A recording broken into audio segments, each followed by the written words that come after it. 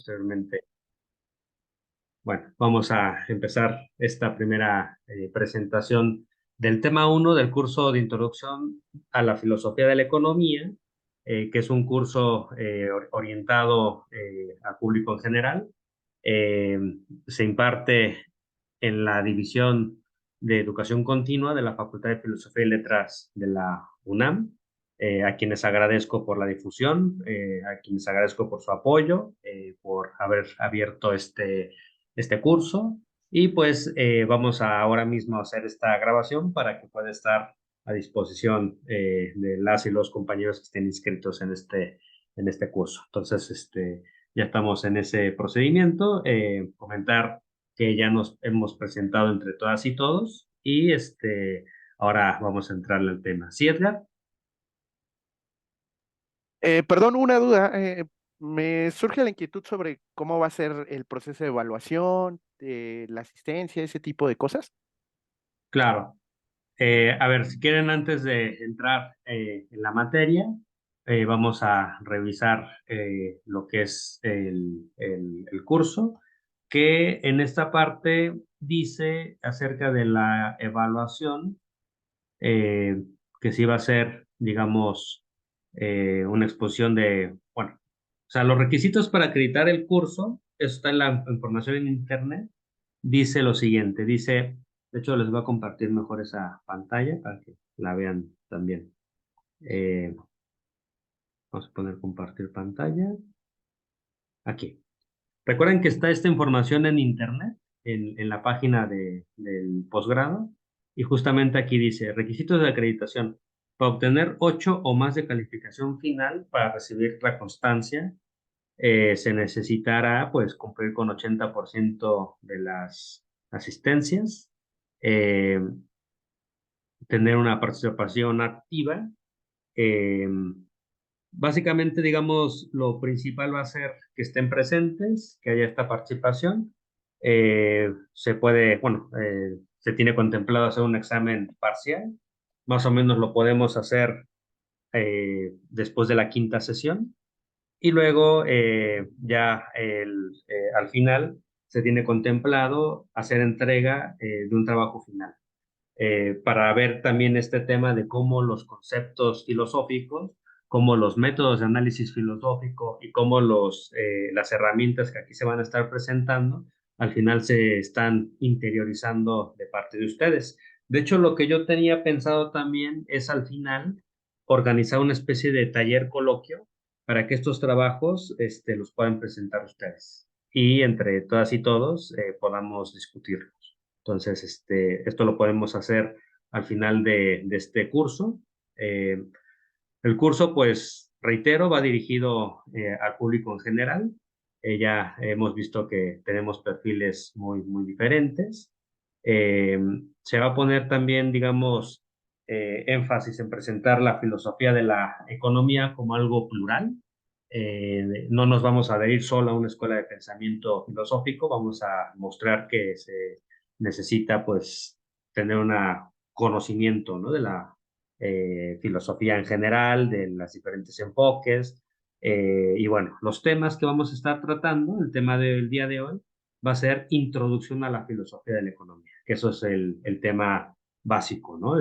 Que vamos a estar viendo el día de hoy. Vamos a estar viendo posteriormente lo que sería la perspectiva decolonial, pero esto es sobre todo con el fin de hacer un análisis del sujeto, porque al final es muy importante hacer ver que la filosofía es algo que se desarrolla a partir de sujetos que están situados en una sociedad, en un contexto de diferencias, en un contexto incluso también geopolítico.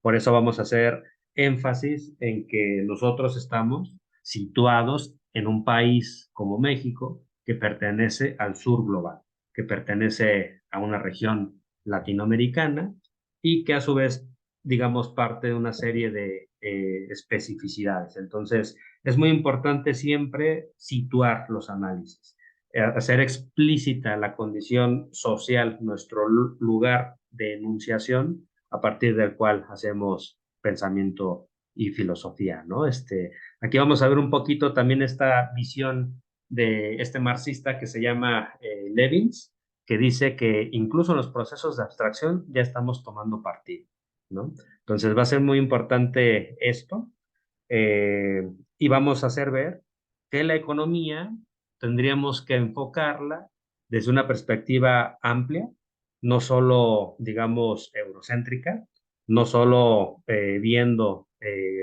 a los ingleses, como comentaba ahorita Juan José Dávalos, como si la economía fuese esencialmente algo inglés. No, la economía es mucho más amplio. De hecho, antes que Adam Smith ya había grandes pensadores, pensadoras que habían pensado sobre la economía y sobre el trabajo. Vamos a enfatizar en que el pensamiento económico no debe de ser visto como algo eurocéntrico, sino también es importante reconocer que la economía está ligada a la cultura, ¿no? Y por eso vamos a analizar el pensamiento de gente como Ibn Khaldun, que él escribió mucho antes que Adam Smith la teoría del valor trabajo, ¿no? Vamos a hablar también acerca de cómo se fue formando los elementos principales a nivel metodológico, a nivel epistemológico, a nivel ontológico de lo que es la economía contemporánea, porque la economía no siempre ha sido la misma. La economía, y eso es algo que también en este curso queremos hacer énfasis, no siempre ha estado presente la noción del homo economicus, ¿no? No siempre el sujeto principal de la economía ha sido esta idealización. Vamos a explicar qué es una idealización y vamos a hacer ver que esta noción de homo economicus no la tenía ni Smith, no la tenía John Stuart Mill, pero es un proceso que se fue gradualmente desarrollando. Ahorita se están, ¿cómo se llama? Haciendo diferentes críticas al Homo economicus y son tan importantes y tan potentes y también tan relevantes que desde ahí se han generado diferentes escuelas, ¿no? De pensamiento. Y ahí vamos a engarzar con los temas de la racionalidad acotada, que la racionalidad acotada lo vamos a ver como algo también plural y vamos a hacer ver que no hay una definición única de lo que es la bounded rationality, ¿no? La racionalidad acotada. Yo en lo personal defiendo una noción de racionalidad social e históricamente acotada, pero vamos a hacer ver que existen otras perspectivas, ¿no? Aquí les voy a presentar parte del trabajo que he estado haciendo sobre Simon. Escribí un artículo que se los voy a compartir también, donde hablo sobre cómo Simon sigue reproduciendo un individualismo cognitivo. Y este individualismo cognitivo habría que cuestionarlo. Pero también la economía no solo hay que situarla en individuos, no solamente hay que ver personas que toman decisiones racionales o irracionales, ¿no? Que a veces luego el individualismo metodológico nos lleva hacia allá, sino que vamos a ver que la economía tiene que verse como algo más social, como un conjunto de relaciones que se van estructurando. Incluso vamos a hacer ver que la economía neoclásica sigue un proceso de agregación para ir construyendo una noción de equilibrio. Y esa noción de equilibrio es fundamental. Cuando se termine el curso, lo que se va a ver es que las dos piedras angulares del pensamiento neoclásico es su noción de sujeto económico y su noción de equilibrio económico. Y digamos, si nosotros queremos hacer un planteamiento post-neoclásico, superador de la economía neoclásica, tendríamos que partir de una crítica, digamos, a ambas nociones, de homo economicus y de equilibrio económico, para llegar a cosas distintas. Y aquí vamos a hacer ver que existe toda una corriente que desde Marx y desde otros autores se han ido desarrollando, que tiene que ver con entender la economía como un sistema histórico en constante transformación. A eso algunos le llaman economía evolutiva, otros le llaman complejidad económica. Eh, y bueno, el punto es que se piensa la economía ya con otra noción de racionalidad, con otra noción de sujeto económico y también con una noción de diferente al equilibrio. Se habla de economías en desequilibrio. Y aquí vamos a hacer ver que justo uno de los temas que va generando desequilibrios en el conjunto de lo económico y que gradualmente nos puede llevar a diferentes crisis, tiene que ver con la tensión mercado y sociedad, que es una tensión que ya está presente, digamos, desde los trabajos de Marx, pero también, y aquí vamos a trabajar a Karl Polanyi, esta tensión que hay entre la mercantilización de la sociedad y la sociedad misma, y cómo la mercantilización de la sociedad va minando, digamos, las capacidades de un sistema social a mantener, digamos, cohesión, y sobre todo aquí vamos a ver que este elemento va produciendo profundas desigualdades, profundas situaciones de cosificación del sujeto, de deshumanización. Vamos a ponerle mucho énfasis a esta noción de la mercantilización como una deshumanización que se radicalizó durante la etapa neoliberal, y cómo todo esto también tiene mucho que ver con una devastación del medio ambiente, con cómo el desarrollo de la mercantilización también de la naturaleza equivale a cosificar. Y este proceso de cosificación de la naturaleza va generando elementos que cuestionan pues la situación de poder construir una civilización que sea durable y que sea viable para la humanidad, ¿no? Y para los seres vivos de este planeta. Aquí vamos a poner énfasis en la cuestión de lo ecológico como un tema fundamental. Aquí vamos a hablar también de dilemas morales. Eh, Me acuerdo ahorita de uno de los temas que trabaja Pablo Soto, que tiene que ver con la cuestión de pensar también el bienestar no solo del presente, sino de los que vienen, de las personas, digamos, que aún no han sido concebidas, ¿no? Y cómo todo esto nos obliga a pensar de una forma diferente, digamos, la sociedad, ¿no? Entonces, digamos, al final del curso vamos a ir avanzando en temas relacionados a entender cómo se puede moralizar la economía, a discutir temas relacionados a otras formas no utilitaristas de entender la felicidad o el bienestar de las personas, que tiene que ver con el buen vivir, ¿no? El sumac causai, lo que autores ecuatorianos han trabajado, también compañeras, una compañera chilena que ha trabajado el tema del buen vivir en comunidades mapuche, el Cumimuñén. Bueno, vamos a revisar estos temas como posibles alternativas para pensar un nuevo horizonte civilizatorio, que al final eso es el reto de las ciencias sociales, es el reto de las humanidades, es el reto que ahora nos atañe. ¿Cómo podemos pensar y sobre todo transitar hacia una nueva civilización, considerando todos los elementos que en la actualidad tenemos, ¿no? Entonces, vamos a tener esta reflexión muy en general a lo largo, digamos, de todos los temas, que aquí, digamos, voy a hacer una pequeña reformulación para hablar un poco más de Marx y también integrar temas feministas y también integrar temas de interés metodológico para analizar incluso el papel de las matemáticas en la economía. El punto es que vamos a tener una visión muy en general de lo que es la filosofía de la economía como una disciplina diversa que aborda diferentes problemas, y aquí yo voy a ir presentando estos problemas, no como digamos, como ya afirmaciones, ¿no? Van a ser cuestiones que van a requerir posteriormente ya un tratamiento especializado y ya cada quien puede abordarlos, ¿no?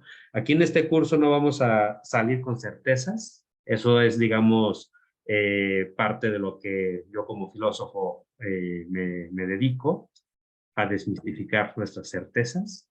Vamos a salir con más preguntas, vamos a salir con más inquietudes, vamos a salir con más curiosidades.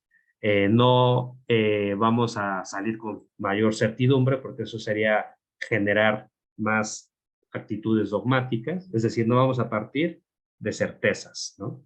Ni tampoco vamos a llegar a certezas. Todo lo vamos a estar problematizando de manera crítica. Y bueno, digamos, eso es parte del objetivo de este curso.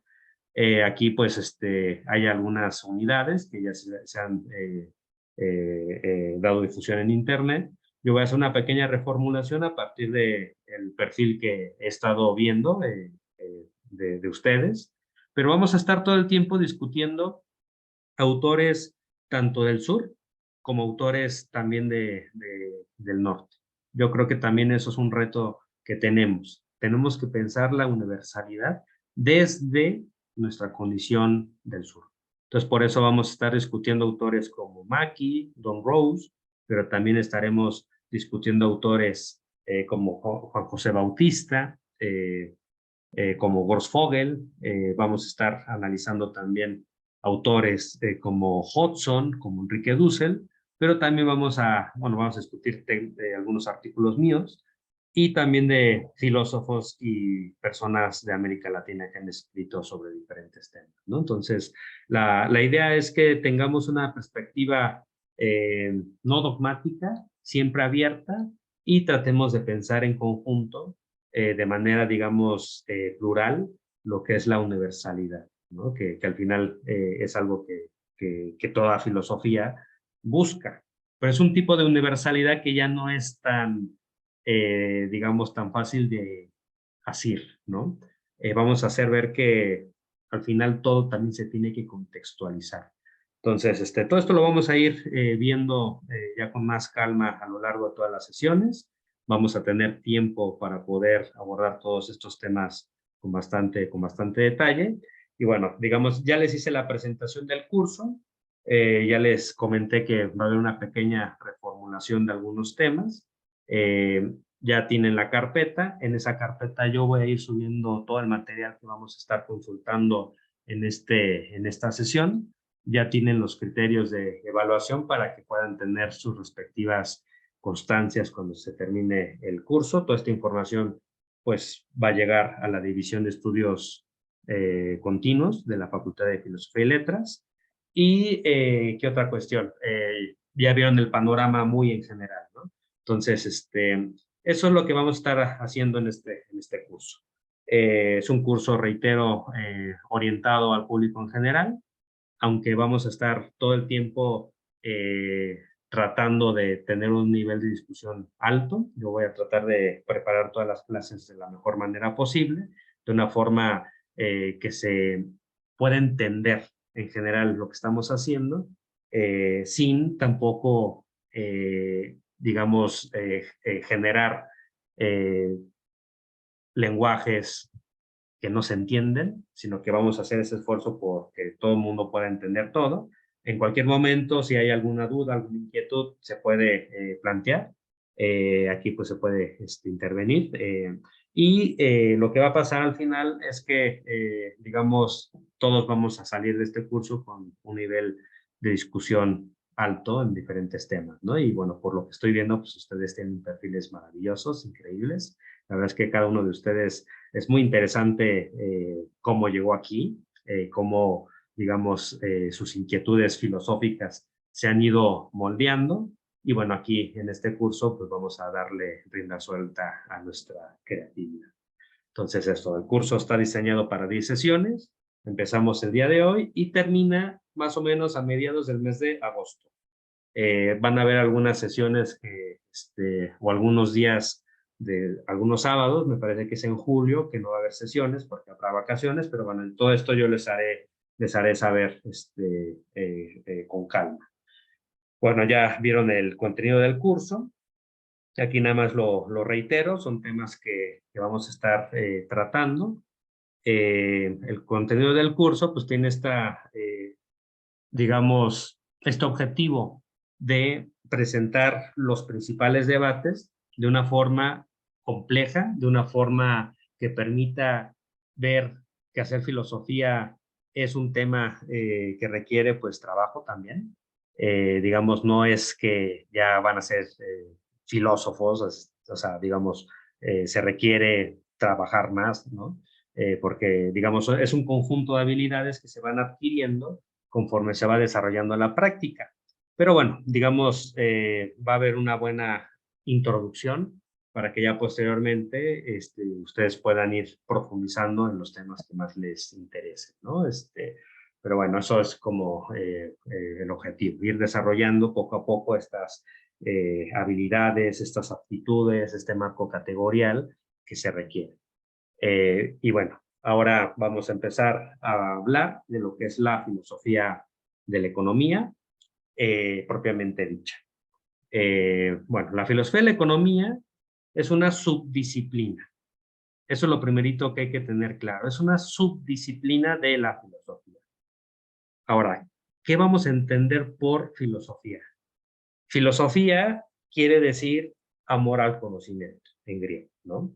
Y desde entonces empieza a haber esta manera de preguntarnos acerca del mundo, de preguntarnos acerca de lo que hay. Preguntas sobre el mundo, preguntas sobre el conocimiento, preguntas acerca del ser humano, preguntas acerca de lo bello y de diferente tipo. Pero son preguntas que siempre van a buscar clarificar, ¿no? Una buena filosofía siempre busca clarificar conceptos. Y en ese sentido, la filosofía habría que verla como una actividad práctica. Incluso las personas que dicen, yo me dedico solo a lo teórico, en realidad también están haciendo una labor práctica, porque hacer filosofía implica hacer, digamos, una labor práctica habitual, de sentarse en algún espacio, de usar, digamos, artefactos. En este caso estamos usando computadoras, estamos usando el Internet, estamos usando mesas, sillas. Digamos, es una actividad práctica que posibilita lo teórico. No hay que ver nunca lo teórico y lo práctico como algo separado, siempre está relacionado. Incluso la gente que se dedica a temas más prácticos, que dice yo soy una persona muy práctica y solo me interesa resolver problemas prácticos, ojo, que también ahí hay elementos filosóficos, que hay elementos teóricos ahí presentes. ¿Por qué razón? Porque al final cualquier actividad práctica, y este es un tema muy filosófico, presupone, presupone supuestos. Incluso las personas que se dedican, por ejemplo, al marketing, que luego suele haber como ese tema de que yo solo me dedico al marketing y no me interesa lo teórico, pues al final tienen una noción de ser humano, tienen una noción acerca de cómo es el razonamiento de los seres humanos. Cuando incluso se piensa en cómo presentar la información para poder convencer a una persona de comprar algo, eso ya está presuponiendo eh, una noción de agente racional. Entonces, noten cómo al final todo está presupuesto por diferentes supuestos. Ahora, la tarea de la filosofía consiste esencialmente en identificar esos supuestos que están presentes en cualquier objeto de estudio. Puede haber, digamos, filosofía del deporte. Por ejemplo, cuando uno analiza, y de hecho hay filósofos que se han dedicado a hacer análisis filosófico del fútbol, presuponen, digamos, que se puede teorizar acerca de un juego como ese, el fútbol, que a su vez tiene sus reglas y que a su vez tiene también sus componentes y que requiere también condiciones de posibilidad para poderse jugar. Entonces, digamos, ha habido trabajos que han tratado de visibilizar lo que es, por ejemplo, el trabajo en equipo o incluso personas que han tratado de modelar los partidos de fútbol a partir de teoría de juegos, haciendo ver que también hay mucha estrategia entre estos sujetos que se organizan en colectividades, ¿no? Entonces, se puede hacer filosofía también de la cultura, de hecho sobre eso hay muchísimo.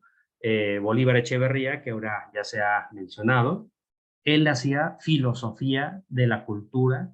En este caso le interesó México. Él era un ecuatoriano, estudia en Alemania, viene a México y cuando viene a México empieza a estudiar en gran medida la cultura mexicana. Estudia lo que los griegos llaman el ethos. Ethos quiere decir básicamente comportamiento. Eso es ethos. Los griegos veían el ethos, es decir, el comportamiento del ser humano, como estructurado en diferentes niveles, en diferentes complejidades. Y bueno, por ejemplo, Bolívar Echeverría se preguntaba acerca de cuál es el ethos de México y analizó el ethos barroco, ¿no? Entonces, noten cómo se puede hacer filosofía de la cultura y Bolívar Echeverría lo hizo. Se puede hacer filosofía del deporte y autores como Tony Lawson en algunos trabajos de ontología social analizan la ontología del fútbol, ¿no? O también podemos hacer análisis filosófico, y esto es para los compañeros que vienen de ciencias naturales, acerca de la física y acerca de la biología. Puede haber un trabajo de visibilizar cuáles son los supuestos filosóficos, por ejemplo, de alguien como Newton, que explica el movimiento de los planetas o que explica el movimiento de los cuerpos que se atraen por medio de la fuerza de gravedad. Y ahí entra el tema, por ejemplo, del mecanicismo. ¿Qué es el mecanicismo? Eso es un término filosófico. ¿Cuál sería el opuesto al mecanicismo? En filosofía se entiende el organicismo. Y digamos, ahí ya son cosas distintas. Noten que simplemente con preguntarnos acerca de cuál es la ontología que está presupuesta en las leyes de Newton, ya estamos haciéndonos preguntas filosóficas. Entonces, digamos, los filósofos tienen como principal tarea analizar conceptos, analizar hechos y, dependiendo de su interés, pueden ir visibilizando y formulando los presupuestos filosóficos que están detrás de lo que están analizando.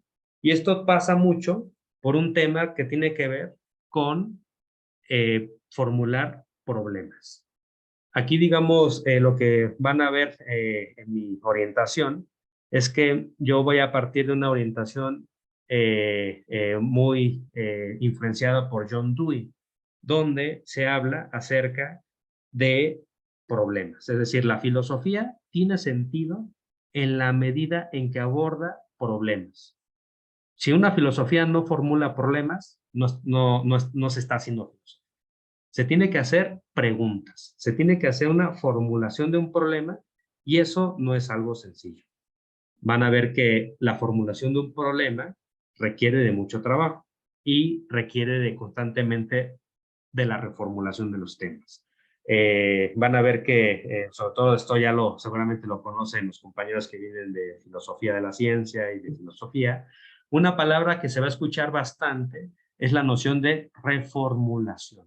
Es decir, va a haber una constante formulación y reformulación de nuestras preguntas porque realmente estamos avanzando en una, digamos, labor filosófica de desentrañar. ¿Desentrañar qué? Presupuestos filosóficos. Ahora, estos presupuestos filosóficos pueden ser de diferente tipo, porque son los diferentes, digamos, problemas los que la filosofía va a estar abordando a lo largo y ancho de toda su tarea. Por eso la filosofía se divide en diferentes subáreas, ¿no? O sea, es decir, hacer filosofía no es nada más una sola área. Hay diferentes campos de la filosofía y cada uno de estos se va especializando. Digamos, hay campos que tienen que ver con lo metafísico, la ontología. ¿Qué es la ontología? Es el estudio del ser. Y cuando nos hacemos preguntas ontológicas, nos estamos preguntando acerca de cuál es la naturaleza del ser. Y digamos, ahorita lo estoy formulando en términos muy genéricos, pero en economía, si nosotros vamos rascando, digamos, cómo los propios economistas entienden su propia disciplina y cómo entienden lo económico, vamos a ver que la economía está plagada de preguntas ontológicas que no se formulan con claridad, pero están ahí presentes. Y, por ejemplo, una pregunta ontológica que todo el tiempo los economistas van a estar tratando es el tema de qué es el dinero. Noten que no es un tema obvio. Decir qué es el dinero no es obvio. Digamos, requiere un trabajo de hacer visible, digamos, diferentes nociones, ¿no? Y bueno, sobre eso en la actualidad se ha estado trabajando muchísimo. En los enfoques de ontología social también se pregunta eso, ¿no? Marx mismo se preguntaba acerca de qué es el dinero, ¿no? ¿Qué relación tiene esto que llamamos dinero con el Estado? Porque van a ver que gran parte de las preguntas económicas no pueden desligarse de lo político, ni de lo cultural, ni de lo histórico. Entonces, esas son preguntas ontológicas. Preguntas acerca de qué es lo que causa la inflación.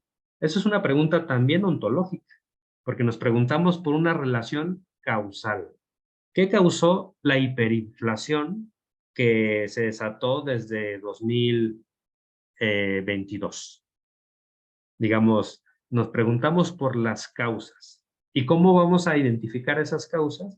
Esto ya presupone preguntas ontológicas y nociones ontológicas que están ahí presentes. Y vamos a ver que muchos economistas que se adhieren a la economía neoclásica replican ontologías mecanicistas, ontologías reduccionistas, ontologías que a veces también se les puede llamar eliminacionistas, ¿no? Y bueno, otras ontologías de economistas heterodoxos presuponen el organicismo, como Marx, presuponen también lo que sería el emergentismo, y presuponen también nociones de multicausalidad. Y bueno, todo esto, noten que ya son preguntas sobre qué es la causa, qué es causalidad, y esto nos va llevando a diferentes nociones. Ya cuando, digamos, haya un interés mayor por estudiar qué es causalidad en economía, se van a dar cuenta que hay muchas nociones de causalidad que están presupuestas en los trabajos. Y entonces discutirlas y debatirlas ya requiere, digamos, un trabajo de especialización. Existe la noción, por ejemplo, de la que, bueno, yo codirigí una tesis de maestría sobre la noción de causalidad en modelos macroeconómicos. Y había una visión acerca de la causalidad como manipulabilista. Es decir, lo que es causal es aquello que podemos nosotros manipular, ya sea en los laboratorios o en las políticas públicas, porque hay relaciones de causalidad ahí presentes, ¿no? Entonces ahí eso va construyendo otra ontología, ¿no? Pero noten cómo ya se van profundizando las preguntas, ¿no? Y solo hemos estado hablando de lo ontológico. Y ahora imagínense, por ejemplo, podemos discutir acerca de lo epistemológico. ¿Qué es lo epistemológico? En filosofía, la epistemología se entiende como teoría del conocimiento. Y básicamente las preguntas tienen que ver con cómo sabemos que sabemos. ¿Cómo sabemos que si sube la tasa de interés puede bajar la inflación? Que esa es una visión que está muy presente en los bancos centrales. Pero ¿cómo saben que subiendo la tasa de interés van a bajar la inflación? ¿Por qué se presupone que la relación es automática? ¿A partir de qué evidencia lo van a plantear? ¿Cómo sabemos que hay un proceso de reestructuración del capitalismo a partir de las tecnologías de la información? Digamos, ¿cuál sería la evidencia que tendríamos o cuál sería la manera de argumentar? La cuestión de la epistemología tiene que ver esencialmente con cómo justificamos nuestro conocimiento. Y para poder decir yo sé que sé, necesitamos ser capaces de argumentar. Necesitamos ser capaces de presentar argumentos que pueden provenir, por un lado, de tener evidencia, pero también por otro lado, de tener una teoría que nos permita articular narrativas que sean convincentes. Entonces, los fundamentos teóricos tienen mucho que ver con esta capacidad de producir argumentos y justificaciones, ¿no?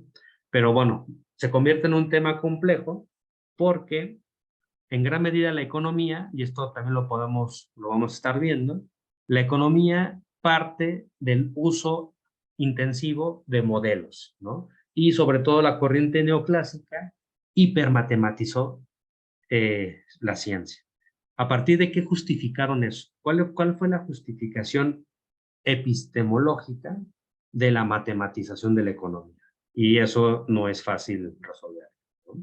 Vamos a hacer ver que en gran medida se debe a una noción de paradigma de cientificidad. Es decir, la economía, para ser ciencia, se buscó convertir en una especie de física social, donde la economía tuvo un proceso de transformación, de ser una disciplina proveniente, como en el caso de Adam Smith, de la filosofía moral, a convertirse en una rama de las matemáticas, ¿no? Y fue tan fuerte que incluso autores como León Balras, que es uno de los economistas marginalistas más destacados de el último cuarto del siglo XIX, habló acerca de la economía como una ciencia pura, parecida a las matemáticas. La economía convertida en una ciencia pura. ¿Eso es posible? ¿A partir de qué podemos justificar que la economía puede ser una ciencia pura? ¿O no se puede justificar? Es un tema de debate. ¿Y por qué, digamos, quienes rechazan esa perspectiva de ver la economía como una ciencia pura, qué paradigma de cientificidad están planteando como alternativa? Y ahí pues podemos ver, por ejemplo, los trabajos de los evolucionistas, que partiendo del trabajo de Thorstein Veblen, lo que hacen es no seguir la física newtoniana, sino más bien seguir la biología de Darwin, ¿no? Que no es evolucionismo social, que también ese es un tema que constantemente pasa, que a veces se cree que el evolucionismo social, el darwinismo social, perdón, es igual a economía evolutiva, y vamos a ver que eso no es así, ¿no? Pero bueno, digamos, ¿por qué entonces habría que seguir la biología evolutiva para fundamentar la cientificidad de la economía? ¿O podemos tener otra cientificidad? ¿Con base en qué? ¿Con base en qué sustento? ¿Cómo fundamentamos la cientificidad misma de la economía? Y esas son preguntas epistemológicas. Noten que aquí ya estamos complejizando el análisis, ya estamos empezando a ver que cada una de estas preguntas nos puede llevar, digamos, a todo un universo de respuestas, ¿no? Y de indagaciones, y de literatura, y de formulaciones y reformulaciones de nuestras preguntas. Entonces es importante ver que nuestra disciplina, esta, filosofía de la economía, es una disciplina muy compleja que constantemente está modificándose, constantemente está transformándose, de acuerdo también a las preguntas que nosotros estemos haciendo. Eh, por ejemplo, yo estoy ahorita trabajando los esquemas de reproducción del tomo 2 del Capital. La, una pregunta epistemológica es, ¿está justificada la crítica de Rosa Luxemburgo a los esquemas del tomo 2 del Capital? Y si sí, ¿a partir de qué? ¿Qué es lo que justifica en términos metodológicos el rechazo de Luxemburgo a la noción de capitalismo en estado puro de Marx? Eso es una pregunta epistemológica que ahorita yo me la estoy formulando y la estoy trabajando, ¿no? Pero noten que podemos hacer preguntas de ese estilo. Y bueno, hay más cosas que decir, como el uso de supuestos falsos, que la economía está plagada de suposiciones. Los economistas todo el tiempo están haciendo supuestos. Y digamos, ¿en qué medida estos supuestos nos van a justificar la elaboración de políticas públicas? ¿Cómo sabemos que una política pública que parte de una formulación a partir de modelos irreales es efectiva o inefectiva? Esas son preguntas epistemológicas. Y de ahí ha surgido, por ejemplo, en la literatura británica, toda una discusión de una área que se llama evidence-based policy, ¿no? Eh, políticas basadas en la evidencia, que es un tema que ha llevado a que se dé el premio Nobel a diferentes teóricos que se dedican a hacer experimentos en economía y buscan experimentar a partir de aplicar métodos que se usan en la medicina, los random control trials, los ensayos clínicos aleatorios, siempre tengo problemas con esa traducción, y lo han aplicado, por ejemplo, al estudio de políticas de la pobreza, de combate a la pobreza.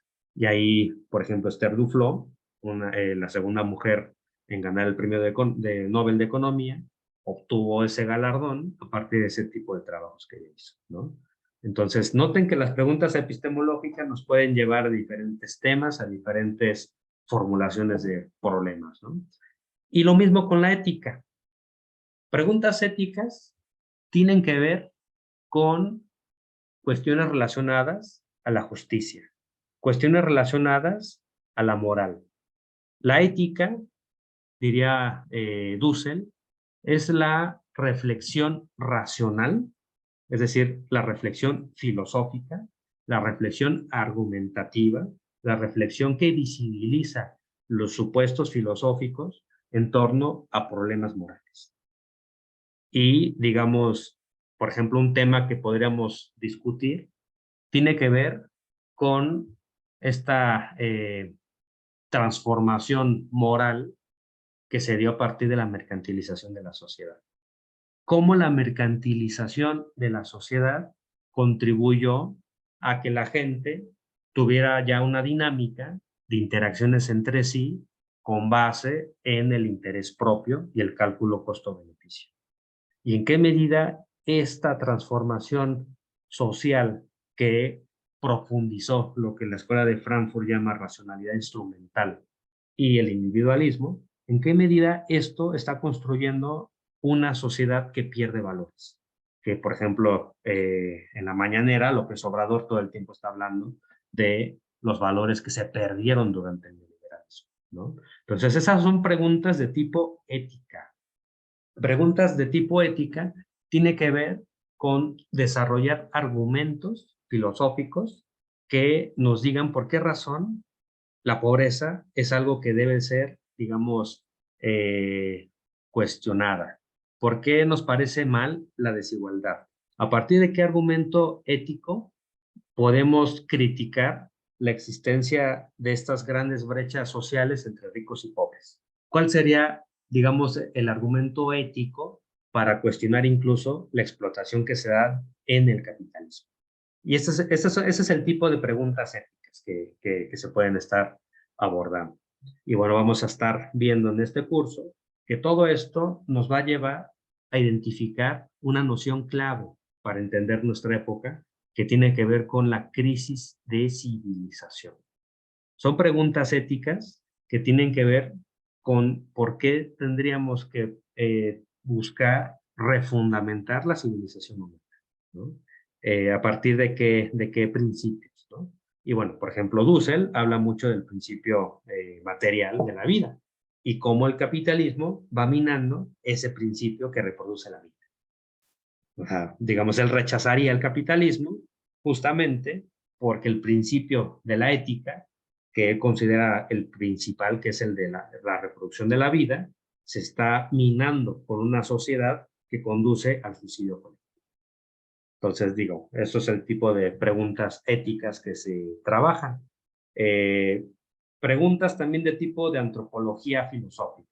Estas tienen que ver con preguntas acerca de cuál es la naturaleza del ser humano, cuál es la naturaleza del sujeto económico, qué es un agente, cómo el agente puede ser racional o irracional, qué noción de racionalidad tenemos. Y estas son preguntas que han tenido mucho auge a partir de los análisis filosóficos que se ha hecho del trabajo tanto de teoría de juegos como de la economía del comportamiento.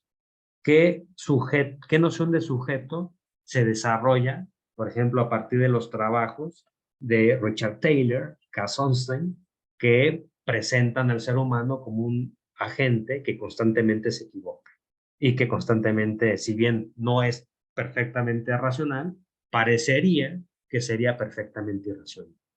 Entonces, son preguntas que nos lleva, digamos, a indagar acerca de la noción de sujeto, la noción de persona en la economía. ¿Sí, Edgar? Perdón, ahí me surge una duda porque yo había pensado, y justo yo estoy trabajando el problema de la racionalidad en economía, y entonces ahorita usted comenta que el problema de la racionalidad caería dentro del campo de la antropología filosófica, pero yo estaba pensando si no asumimos como la definición platónica de conocimiento, que es creencia verdadera justificada, al final el componente de justificación sería racional, ¿no? O esperaríamos que tuviera una naturaleza de tipo racional, habría que definir qué es lo racional. Entonces, bajo este supuesto, no más bien el problema de la racionalidad estaría más emparentado con una cuestión epistemológica que con una cuestión de la antropología filosófica, o ahí ya no me queda tan claro Es que cómo depende se haría mucho esta cómo, distinción. es que depende mucho cómo nos estemos nosotros formulando la pregunta, ¿no? Si nosotros nos formulamos la pregunta acerca de cómo la noción de Homo economicus puede generar conocimiento acerca de, vamos a poner, el comportamiento corrupto de los agentes, eso ya sería una pregunta epistemológica. Y ahí estaríamos analizando los modelos de elección racional elaborados, por ejemplo, por la mamá de John Ackerman, que se llama Susan Rose Ackerman. Ella desarrolló todo un campo que se llama teoría racional acerca de la corrupción. Y bueno, ella aplicó este tipo de modelos para hablar de las motivaciones que explican la corrupción. Y digamos, cómo una noción ficticia de agente racional como el Homo economicus puede al final sí generar cierto tipo de conocimiento, ¿no? Pero ¿en qué medida ese conocimiento sería incompleto? ¿En qué medida esa noción de corrupción, entendida como rentabilidad, porque es al final, digamos, la conclusión a la que llega Rose Ackerman, es que la corrupción se reproduce porque es rentable? ¿Y qué quiere decir que es rentable? Que un agente racional, maximizador de utilidad, que se guía solo con sus intereses propios y que no tiene ética, va a tomar la decisión de aceptar un soborno que de resistirse al soborno, ¿no? Y sabiendo a su vez que hay un sistema de justicia que es ineficiente, entonces las probabilidades de que lo cachen y que lo castiguen son bajas, o van a atender, o van a ser más bajas, y bueno, si son bajas, la utilidad esperada de aceptar el soborno será más alta que no aceptar. Entonces, o sea, por ejemplo, aquí estamos viendo cómo esta manera de entender la racionalidad puede dar una narrativa acerca de la corrupción. Ahora la pregunta es, ¿esa narrativa nos convence? ¿Está justificada? ¿Es suficiente? ¿Qué actos corruptos no se explican a partir de ese modelo? Y bueno, ahí surgen muchos trabajos que yo he estado revisando, Pablo Soto también se ha metido mucho en esto, acerca de cómo la corrupción también se convierte en un acto cooperativo, ¿no? Bueno, hay diferentes temas, ¿no? El punto al que quiero llegar es que depende cómo te formules la pregunta acerca de la racionalidad, puede ser algo que caiga en un campo o en otro. Ahora, digamos, ya cuando estamos trabajando, por ejemplo, tú estás ya en el doctorado, estás haciendo ya un trabajo ya más especializado, digamos, ya no es tan relevante para ti como decir, me estoy haciendo una pregunta epistemológica, o me estoy haciendo una pregunta ética, o me estoy haciendo un trabajo, una pregunta ontológica, porque digamos, ya tu trabajo está profundizando en un tema, ¿no? Aquí solamente estamos teniendo una introducción para hacer ver que hacer filosofía puede partir de estas cosas. Ya después los trabajos especializados se van reformulando. Pero sí, digamos, dependiendo de cómo nos formulemos nuestras preguntas, pueden caer en un campo o en otro. Y habría que estar viendo que estos campos, ya en la práctica, se vuelven un poquito, pues, movedizos, ¿no? Pero nos conviene, diría Gramsci, aceptarlas en tanto categorías analíticas. No es que la realidad esté estructurada así, o no es de que toda práctica filosófica esté estructurada así. En la realidad vamos a ver que, por ejemplo, si leemos los trabajos de Dussel acerca de la ética de los mercados, hay una reflexión también antropológica sobre el sujeto.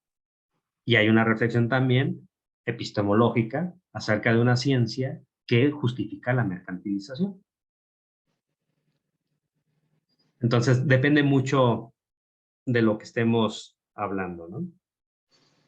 Por ahí vi que alguien más había alzado la mano y luego la bajó.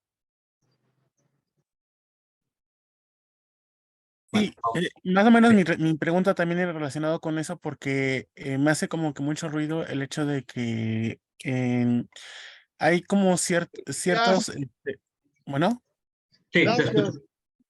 ¿sí me escucho? Sí, te escucho.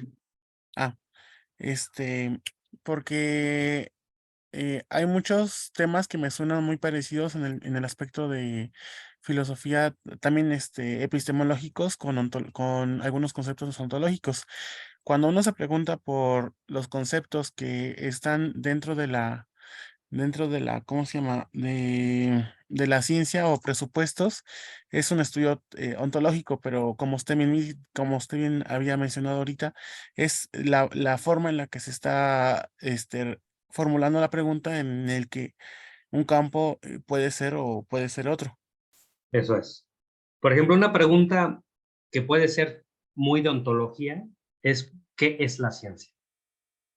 Y nos vamos a centrar en definir qué es esa actividad de producción de conocimiento y cómo se diferencia de otras actividades. Y en el desarrollo de cómo se diferencia, ineludiblemente vamos a estar hablando de temas epistemológicos, ¿no? Porque vamos a decir que en ciencia se justifica diferente el conocimiento que en religión o que en un saber tradicional. Entonces vamos a ver que incluso los propios saberes tradicionales tienen sus propias reglas epistemológicas, ¿no? Entonces, pero la pregunta motivada inicial era de tipo ontológico. Entonces, podemos ir transitando en los diferentes campos, pero depende también como qué es lo que uno quiera hacer. De manera prioritaria se van a ir articulando el conjunto de preguntas, ¿no? Pero bueno, digamos, ahorita es una pequeña introducción nada más. Poco a poco vamos a ir entrando a estos temas. Yo les quería hablar también de la cuestión estética, que es un tema que a mí me está últimamente interesando mucho, que tiene que ver también con que nos podemos hacer preguntas estéticas acerca de lo económico, acerca de la economía. ¿Qué es la estética en filosofía? Básicamente es estudiar la sensibilidad que genera un objeto de análisis filosófico. Por ejemplo, si uno ve un cuadro como el cuadro que vio Benjamin de Paul Klee, El ángel de la historia, pues era un ángel que a Benjamin le impactó muchísimo, ¿no? Y lo vio como un cuadro que retrataba la época que se estaba viviendo y, digamos, para él representaba la historia, ¿no? Entonces él escribe, ¿no?, su tesis sobre la historia, motivado en gran medida por esta impresión estética que tuvo, y dentro de esa perspectiva él presenta la historia de la humanidad en el capitalismo de la modernidad como algo horrible, como algo grotesco.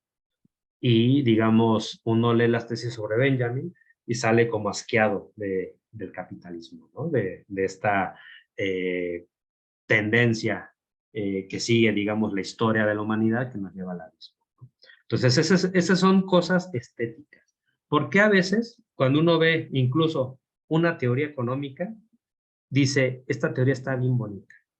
Eso es una pregunta hasta estética, sí, ya en un plano de lenguaje común, pero es una pregunta sobre lo bello y sobre lo feo, sobre lo grotesco, sobre lo sublime.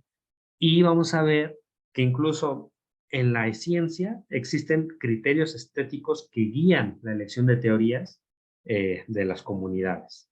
Hay veces que algunos matemáticos encuentran números bellos. ¿En qué sentido una ecuación es bella? ¿En qué sentido una solución matemática es horrenda? Porque a veces también ellos usan expresiones de ese tipo. Porque en economía a algunos autores les parece grotesco pensar que todo mundo actúa con base en el interés propio. O sea, ya no es un tema de rechazo moral, es también una cosa estética, es una cosa grotesca. Porque en el capitalismo se ha creado todo un sistema de valores que nos hace ver que la pobreza es fea, porque lo rico es bello, ¿no? Entonces, digamos, son criterios estéticos que están ahí. Manuel. ¿Sí, Zaida? Ay, no, lo siento, le está hablando a mi hijo, disculpe. No te preocupes. Sí. Bueno, entonces, todo esto está presente en la filosofía en general. Y nosotros vamos a estar entendiendo la filosofía básicamente como una actividad práctica que se va a centrar en abordar problemas. Entonces, digamos, aquí no vamos a caer en esa distinción de filosofía analítica, filosofía continental, que a mí no me dice nada, sino que más bien nos vamos a centrar en presentar la filosofía como una disciplina que se dedica a abordar problemas filosóficos. Y ya hemos visto que los problemas filosóficos son de diferente tipo y se pueden ir trabajando de una forma ya cada vez más especializada, ¿no? La economía también puede verse de diferentes formas, ¿no? ¿Qué es lo económico? ¿Qué es la economía? Y bueno, vamos a ver que el objeto de estudio que ahorita vamos a estar analizando es un concepto también escurridizo. ¿Qué es la economía? Al menos podemos ver en el lenguaje español que economía tiene dos sentidos. La podemos entender como una ciencia social, es decir, la Facultad de Economía, donde se imparten teorías económicas, donde existen diferentes subdisciplinas de la economía, y digamos, uno puede entender, la economía, ¿qué es? Es una subdisciplina de las ciencias sociales. Es una disciplina de las ciencias sociales. Y en esa medida podemos tener esa visión como una práctica de investigación y de enseñanza que hay, digamos, en las academias. Pero también podemos entender la economía como una realidad social objetiva. Es decir, podemos hablar de la economía mexicana, que sube o que baja, podemos hablar, bueno, que sube o que baja su PIB, podemos hablar de la economía de los Estados Unidos, que está, digamos, compitiendo con la economía de China, podemos hablar de la economía regional de una zona, por ejemplo, podemos hablar de Yucatán, que tiene una economía que se está reestructurando a partir del Tren Maya, ¿no? Es decir, hay una realidad social objetiva que se está reestructurando a partir de la construcción de una infraestructura que antes no había y que eso va generando nuevas objetividades. Objetividad se puede entender como intersubjetividad. Eso es lo objetivo. ¿Qué es lo objetivo? La intersubjetividad. Por eso, por ejemplo, el dinero, a pesar de ser algo simbólico, de ser, digamos, un conjunto de símbolos que se expresan y se materializan en unos objetos, que a veces ya son incluso ya hasta puros bits, ya ni siquiera es el dinero en las manos, monedas y billetes, sino incluso uno puede pagar con su celular haciendo transferencias y se mueven bits y bytes, y luego también existen las criptomonedas, etcétera. Digamos, al final, ¿por qué eso sería, o sea, por qué ese tipo de entidades imaginarias serían objetivas? Porque hay una subjetividad que se va construyendo de manera intersubjetiva. Y esta intersubjetividad va construyendo hechos que nos impactan, que nos limitan, que nos modifican, que nos posibilitan. Entonces, lo económico es una realidad social intersubjetiva que también podemos analizar de manera filosófica. Entonces, noten aquí que ya el objeto de estudio de la filosofía se va complejizando. No es nada más decir, voy a estudiar la economía y ya te dedicas a estudiar algo bien definido. No, es un tema que requiere también de precisión. ¿Sí, Edgar? Perdón, quizá aquí sí va a salir un poco un sesgo porque he estado trabajando en el taller con el doctor Luis Enrique Segoviano, que seguramente usted lo conoce. Claro. Y entonces él da da una definición como operativa de la economía y él habla como un poco a veces de que es la ciencia de la escasez. Y entonces, obviamente esta está como muy concretizada esta definición y veo esta definición que nos presenta y entonces, bajo este supuesto, obviamente él no habla como de los modelos más heterodoxos o más tradicionales de pensar como la escasez que se conjuga con la maximización de recursos, ¿no? De hecho, creo que él estaría más acorde con los enfoques de Simon sobre criterios satisfaccionistas.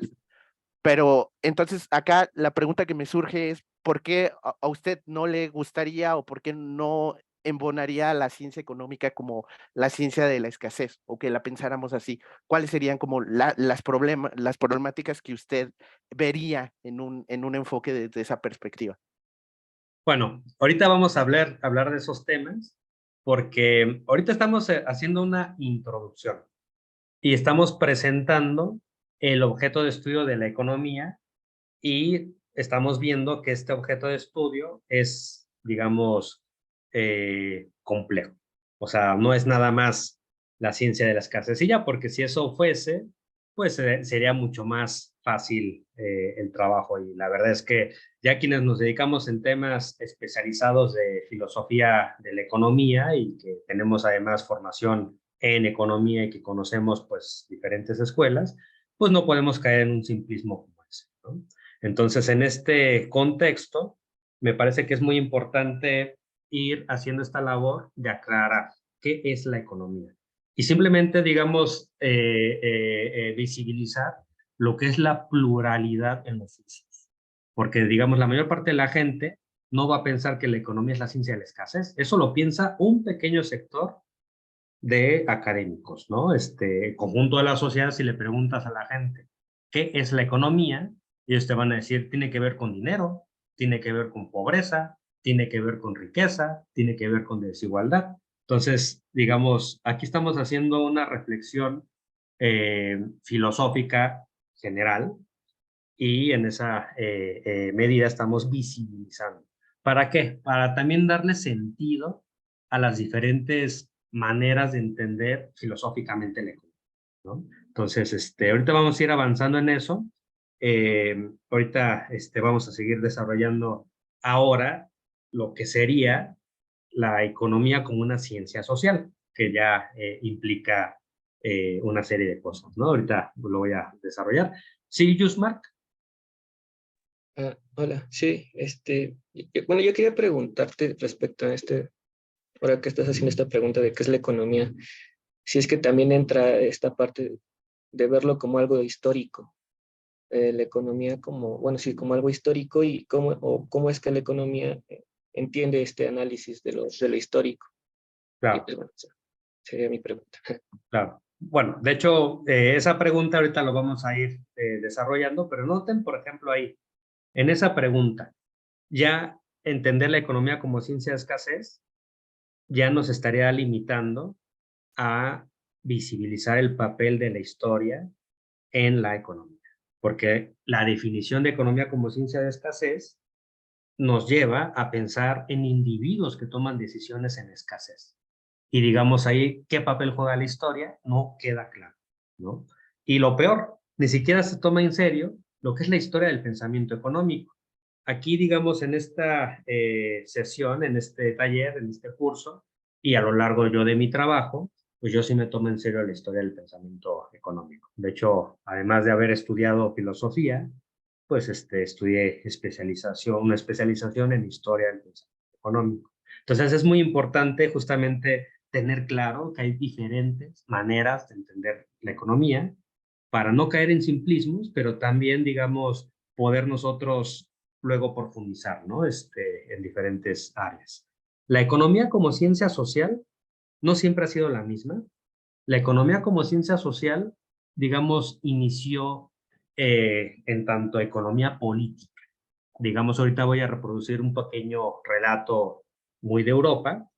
Eso no significa que seamos eurocéntricos, pero sí lo que podemos decir es que el término economía viene del griego oikos, que significa administración del hogar.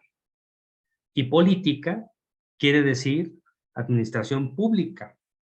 Si nosotros simplemente nos interesa el oikos, es decir, la economía a secas, nos interesaría un tema netamente privado y eso no sería de interés social, eso ya no sería ni siquiera una ciencia social. Pero la economía en tanto política, que tiene que ver con la solución a problemas públicos, eso sí es de interés, digamos, científico, filosófico, ¿no? Por eso sería ciencia social. Entonces la economía política surge con los griegos. El primer economista europeo del que se tiene registro fue Jenofontes. Y Jenofontes hablaba de la economía política como una ciencia que permitía entender problemas relacionados a la administración pública. Por eso la economía está muy vinculada con el servicio público, y qué bueno que en este grupo hay funcionarios públicos, que justamente nos hace ver que la economía está ligada a la función pública, ¿no? A su vez, la economía, en tanto disciplina que busca atender problemas públicos, tiene elementos filosóficos que guían el sentido del por qué se hace. ¿Y por qué se hace economía? ¿Por qué nos interesa explicar las causas de la pobreza para solucionar el problema de la pobreza? ¿Por qué nos interesa estudiar la desigualdad social, para reducir la desigualdad social? ¿Por qué nos interesa estudiar el problema ecológico? Para darle soluciones al problema ecológico. ¿Por qué nos interesa el desempleo? Para darle solución al desempleo. Es decir, la economía siempre ha partido de motivaciones profundamente éticas, de tal manera que la economía siempre ha estado presente la cuestión de promover el bienestar y la felicidad de los ciudadanos. Decía Aristóteles que es muy grande para la sociedad promover el bienestar de un pueblo, ¿no? Que eso es sublime y que esa es, digamos, la motivación que debería de seguir pues, la gente que toma decisiones en el plano de las funciones públicas, ¿no? Y en esa orientación, la economía es política, es indisociablemente política en los griegos. La economía que solo se dedica, digamos, o la actividad teórica que solo se dedica a promover el bienestar individual, para los griegos no era economía. Para los griegos eso era otra cosa que tiene que ver con, ahí se me fue ahorita la expresión, con la crematística. Y eso lo define Aristóteles. ¿Qué es la crematística? Diría Aristóteles. Es la actividad que consiste en incrementar el beneficio personal de una persona. Si eso es, digamos, la actividad, eso no es economía política, eso es crematística. Y digámoslo así, Aristóteles diría que mucha de la gente que piensa que está haciendo economía, diría Aristóteles, eso no es economía, eso es crematística. Noten cómo hubo una conversión en la manera en cómo se entendió la disciplina. Noten también que la economía estaba muy ligada a la historia, muy ligada también a la filosofía, a la ética en particular. La economía tuvo un proceso de evolución, de transformación, y se fueron formando diferentes escuelas de pensamiento económico. Cualquier economista que haya estudiado economía, ya sea en la Facultad de Economía o que haya estudiado en cualquier otra universidad, sabe que existen diferentes escuelas de pensamiento económico. Y esto quiere decir que existen economistas que tienen diferentes marcos teóricos en su cabeza. Y a partir de esos diferentes marcos teóricos que tienen en su cabeza, van a construir diferentes explicaciones. Y esto nos va a llevar a diferentes interpretaciones de la realidad. Y lo que va a ser todavía más fuerte, en el terreno de las políticas públicas, a elaborar diferentes propuestas de soluciones a los problemas económicos de una sociedad.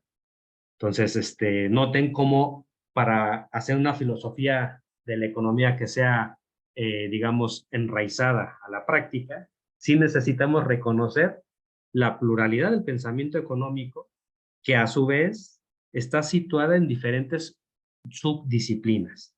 Existe, por ejemplo, ahorita les doy la palabra, existe, por ejemplo, en economía, la economía política, la historia económica, la economía ambiental, la economía ecológica, existe también la macroeconomía, la microeconomía, existe también la economía industrial, existen diferentes subdisciplinas.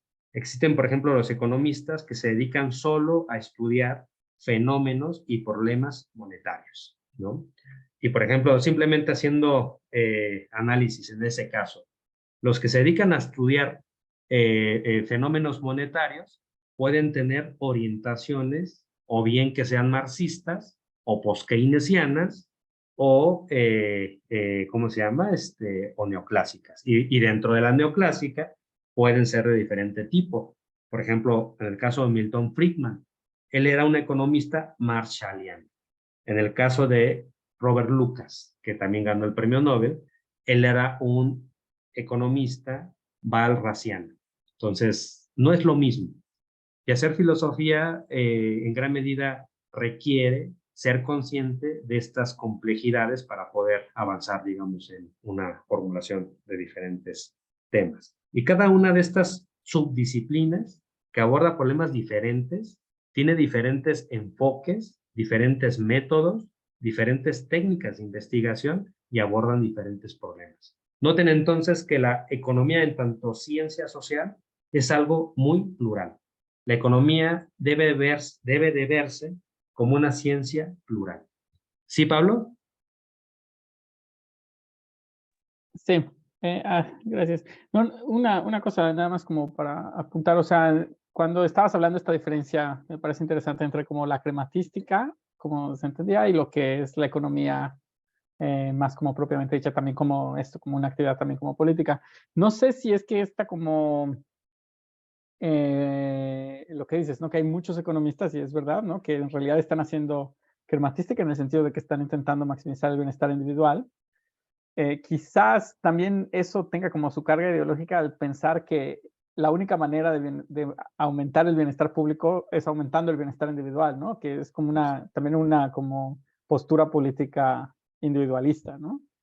Y entonces quizás es, o sea, el equiparar este concepto de crematística con la economía también tiene esa carga política, ¿no? Entonces tampoco es que se pueda escapar de tomar una postura como ideológica, ¿no?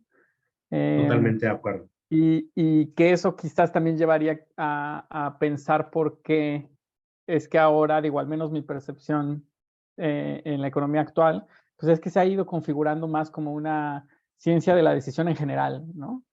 Que quizás para o sea, para muchos otros científicos sociales luego genera con justicia algo de rechazo, el decir esto que los economistas tienden o tendemos a como a robar o intentar robar o lo que le llaman como imperialismo metodológico, ¿no? De pronto vemos en economía presentadas cosas como nuevas, que en realidad pues otros científicos sociales han sabido desde hace mucho tiempo, ¿no? Eso. Claro. Bueno. Sí, totalmente de acuerdo.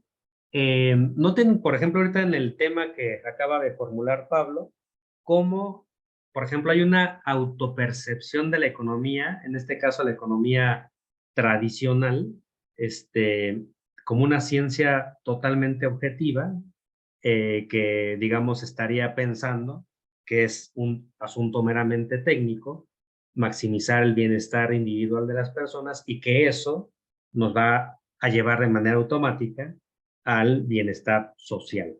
Y pensar que a su vez eso está libre de ideología. Así se presenta la economía. De hecho, digamos, parte de la motivación del por qué me incorporé yo al CIDE tiene que ver con este proyecto de buscar pluralizar la enseñanza de la economía. De tal manera que las y los estudiantes vean que hay otras maneras de pensar lo económico. No es nada más pensar decisiones individuales que maximicen la utilidad individual y que eso de manera automática nos va a llevar al bienestar de la sociedad, sino que hay otras maneras de entender la economía en tantos disciplinas, ¿no? Y bueno, digamos, en esa orientación, incluso es hasta interesante explicar cómo en ese relato están presupuestos elementos históricos y elementos filosóficos que se han naturalizado. Por ejemplo, para los sociólogos, que esa noción es muy importante para un sociólogo y para los marxistas. la naturalización de la contingencia. Es decir, los hechos contingentes convertidos en la percepción de hechos necesarios, absolutos y únicos. De tal manera que hay una presuposición de que la economía siempre ha sido lo mismo, ¿no? Y no, vamos a ver a que, digamos, a lo largo de la historia del pensamiento económico hubo transformaciones, ¿no? En muchos sentidos.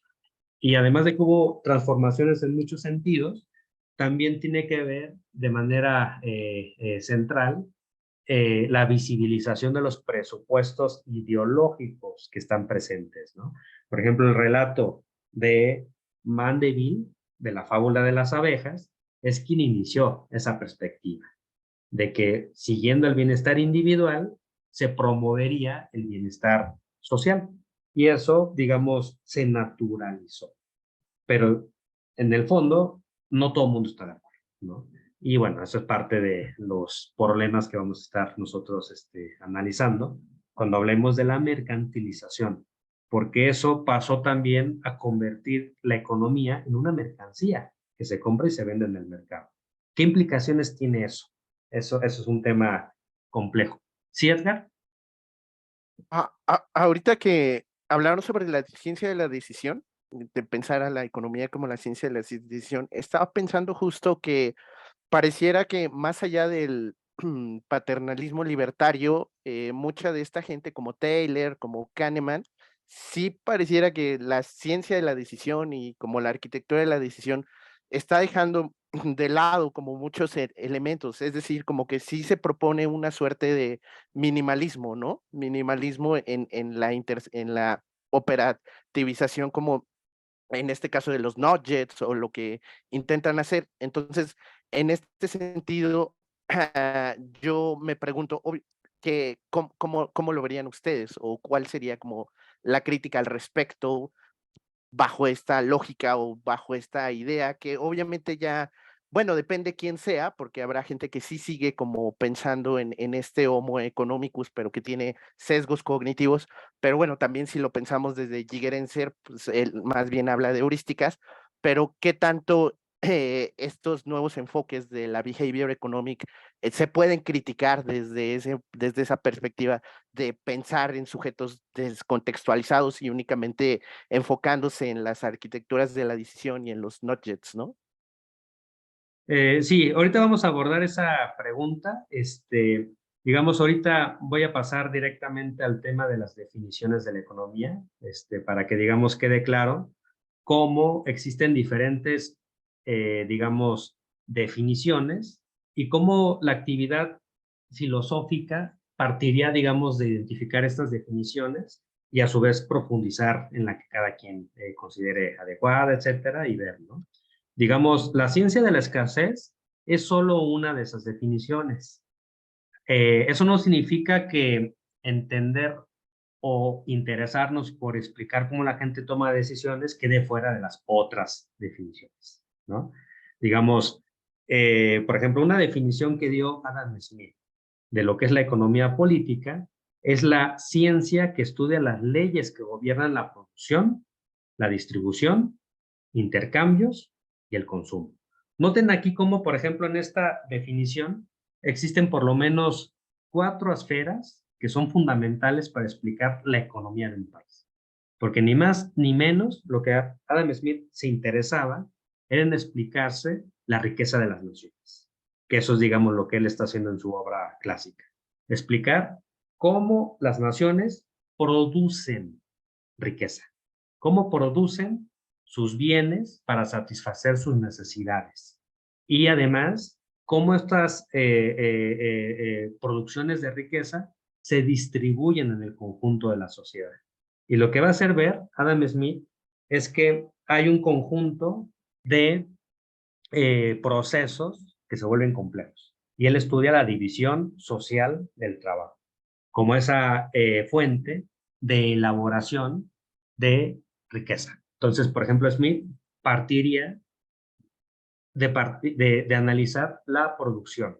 Es decir, la economía debe de analizar primero la producción, cómo se produce y cómo se distribuye y cómo también se generan intercambios, que es ahí donde entra la teoría del valor. Y finalmente, el consumo de lo que se ha producido, ¿no? Entonces, noten aquí que preguntas como esta sobre el paternalismo libertario, pues sería una pequeña parte, digamos, de lo que sería la economía, de acuerdo a Adam Smith. La mayor parte de los economistas, de hecho, en el CIDE, tampoco trabajan en paternalismo libertario, no tienen una noción acerca de arquitecturas de las decisiones.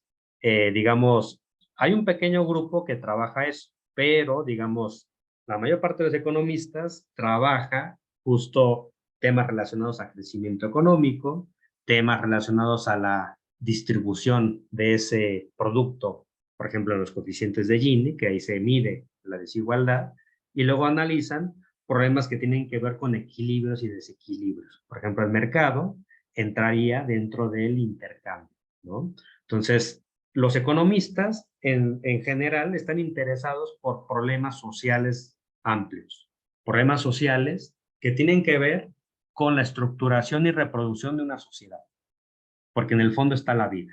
Y ahorita vamos a entrarle a ese tema. Pero aquí lo que quiero decir es que hay economistas en la actualidad que siguen entendiendo la economía a partir de esta primera definición que nos da Adam Smith. En el caso de la definición 2, la economía política se entiende como una ciencia que estudia las relaciones sociales. Y ese es un tema fundamental en el marxismo, en la corriente de Marx, y de ahí, digamos, todas las corrientes que han habido de manera crítica, se estudia la producción y el intercambio como producto de un conjunto de relaciones sociales. Y desde aquí se parte ya de una crítica a una idea de pensar de manera individualista, digamos, el sujeto económico, ¿no? Estas robinsonadas que dice Marx, de pensar sujetos aislados, que solo toman decisiones de manera aislada y que desde ahí se puede entender el conjunto de la sociedad. Diría Marx, si queremos nosotros estudiar en serio la economía, tenemos que tomar en serio la historia. Y eso pasa por estudiar, digamos, cómo se fue estructurando la humanidad en sociedades. Y resulta que los trabajos antropológicos nos han mostrado que siempre el ser humano ha vivido en comunidad. Por eso tendremos que estudiar cómo se relacionan las personas entre sí para producir y para intercambiar. Y nos dice Marx, lo que define en gran medida una etapa histórica de otra, las diferencias de una etapa histórica de otra, no es lo que se produce, sino el cómo se produce. Noten aquí que ya se están generando otro tipo de planteamientos, ¿no? Por esa razón, digamos, a los sociólogos, a los antropólogos, a los historiadores, les encanta Marx, ¿no? Justo porque ya se está haciendo ver que la economía es inseparable de la cultura, es inseparable de relaciones de poder, es inseparable de la geografía e inseparable de la historia, ¿no? Entonces ahí estamos viendo otra definición de economía que es vigente y que mucha gente la sigue usando. Esta definición, la definición número 3 de la economía como la ciencia de la elección en contextos de escasez, es una definición que se inventó hasta el siglo XX. O sea, si tú le preguntabas a Smith, él no te va a definir la economía como la ciencia de la elección en contextos de escasez. Ni tampoco Marx, ni tampoco Ricardo, y incluso en la actualidad habría gente, economistas de muchísima importancia. Por ejemplo, hay un coreano que escribió acerca del desarrollo. No van a definir la economía como la ciencia de la escasez. Van a entender la economía como algo diferente, ¿no? Entonces, en ese sentido, hay que situar una tradición de pensamiento económico como la neoclásica, como una tradición más, no como la tradición. Entonces, creo yo que es muy importante poner todo en su dimensión, en su contexto, ¿no? Entonces, esa disciplina, la economía, pues tiene diferentes definiciones. Y aquí, digamos, la definición canónica estándar es solo una de ellas. Y de hecho, conforme va pasando el tiempo, es una definición que pues no todo el mundo comparte, ¿no? Por ejemplo, vamos a pensar en el caso de los economistas que más se han ido hacia la derecha, que sería la corriente austriaca, la economía austriaca, y bueno, pensemos en estos autores como Hayek, von Mises, etcétera. Ellos no están de acuerdo con la visión neoclásica. Ellos son neoliberales, sí, pero no están de acuerdo con la visión de los neoclásicos en la medida en que la economía se entendería como la ciencia que estudia el mercado. Y en el caso de Hayek, digamos, él va a estar todo el tiempo teorizando acerca de la naturaleza del mercado. ¿Qué es el mercado? ¿Cómo surge el mercado? ¿Cómo se reproduce? ¿Qué implicaciones tiene el mercado en la sociedad? Y, digamos, él va a estar analizando el mercado como un mecanismo de transmisión de información, ¿no? Y bueno, esa es otra orientación. Y los economistas austriacos, pues ellos van a estar trabajando con otra perspectiva completamente diferente, ¿no? Y bueno, otra definición que también ha tenido últimamente un gran arraigo y que, de hecho, el maestro de mío, de Ana Laura y de ¿cómo se llama? De Luis Enrique, Sergio Martínez, justamente le ha interesado mucho estudiar la economía como la ciencia que estudia las instituciones, entendidas como sistemas de reglas que regulan la interacción de la actividad económica. Y digamos, en este caso, se estudia la economía como un sistema evolutivo que está constantemente transformando instituciones y que a su vez está moldeándose a partir de las instituciones. Entonces hay una visión de las instituciones como estas reglas o normas que articulan la reproducción y la interacción entre los agentes. Noten que aquí en esta definición 5 está muy cercana de la definición de la sociología. Los sociólogos seguramente esto les sabe mucho a Durkheim o a Max Weber, que digamos ellos parten de analizar las instituciones. Al final, digamos, lo que yo estoy presentando es la economía como una ciencia diversa, como una ciencia plural, con diferentes definiciones, y que esto muestra que entre los propios economistas no hay un consenso sobre lo que es la economía. Dependiendo del economista al que le preguntes, te va a dar una definición de economía. Entonces, digamos, eso vuelve la labor filosófica compleja, pero desde mi punto de vista fascinante, porque justamente esta diversidad es lo que nos hace ver que el reto de hacer una filosofía de la economía es alto, es grande, pero al mismo tiempo es fascinante porque siempre vamos a estar viendo que la caja está abierta, ¿no? Que es una caja de Pandora y que iban a salir diferentes planteamientos, ¿no? Aquí no puse la definición de Malthus, pero bueno, Malthus, recuerdan que él es un economista del siglo XIX que decía que la economía era la ciencia lúgubre.